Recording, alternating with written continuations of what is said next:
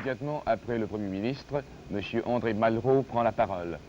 L'éminent homme de lettres français, aujourd'hui ministre des Affaires culturelles, a particulièrement évoqué l'attachement sentimental de la France envers le Canada.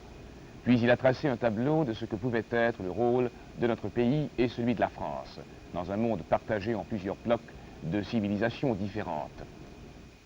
Il s'agit ici du destin de l'esprit. La culture française à laquelle il a été fait allusion avait conquis le monde comme la culture la plus agréable pour une classe possédante généralement oisive qui était de la Russie à l'Argentine, celle des grands propriétaires terriens. Parallèlement, la puissance de la République créait une exaltation autour des valeurs françaises, et l'on peut dire qu'il n'y a pas si longtemps, la culture française dans bien des pays, c'était à la fois Anatole France et l'héritage de Victor Hugo. La part profonde de cette culture, nous la revendiquons bien entendu. J'ai vu naguère à Brasilia une petite Jeanne d'Arc qui symbolisait la France avec un bonnet phrygien et un grand bouclier sur lequel il y avait les initiales de la République française. Michelet eût accepté cette petite figure émouvante qui était à la fois la France éternelle et la République, parce que pour le Brésil, il n'y avait qu'une France.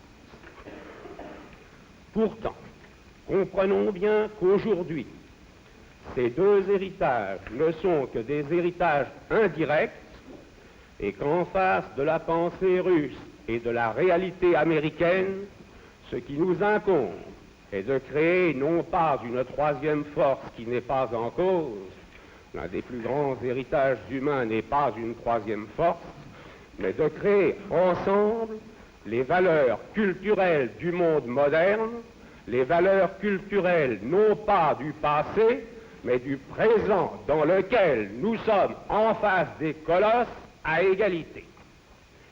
J'insiste ici. Vous avez été très modeste, Monsieur le Premier ministre.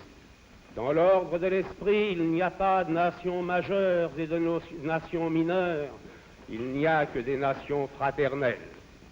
Et je voudrais, pour terminer, insister non sur ce que vous pouvez trouver ici et qui vous est acquis, mais sur ce que vous pouvez nous apporter. Vous êtes un pays d'une énergie extrême, pris dans le développement particulier qui fut celui des États-Unis d'Amérique au siècle dernier. Mais au moment de la marche vers l'Ouest, les États-Unis n'étaient pas en face de problèmes culturels. Vous défrichez cet immense pays pour y trouver vos mines. Au moment où précisément cette puissance d'énergie est en train de se trouver en étroit en Europe, et vous apportez un esprit de pionnier moderne à une Europe qui est en train de l'oublier. Enfin, je pense qu'au Canada, comme en Argentine, il y a quelque chose que l'Europe n'a jamais connu et qui est l'immensité. Je pense qu'avant longtemps, peut-être vos peintres, certainement vos poètes, apporteront à l'Occident ce qu'a toujours connu la Russie à cause de la Sibérie, ce qu'a presque toujours connu l'Amérique, les États-Unis, mais que l'Europe, elle, n'a jamais connu dans sa poésie. Je salue pour terminer les poètes du Canada qui naîtront. Je salue votre culture prochaine, liée d'ailleurs à celle que vous possédez aujourd'hui. Et je vous dis très simplement, si dans la grande tâche qui est la nôtre à tous, Monsieur le Premier ministre, il convient au Canada de s'appuyer sur la France, vous savez tous qu'elle le tiendra pour un honneur.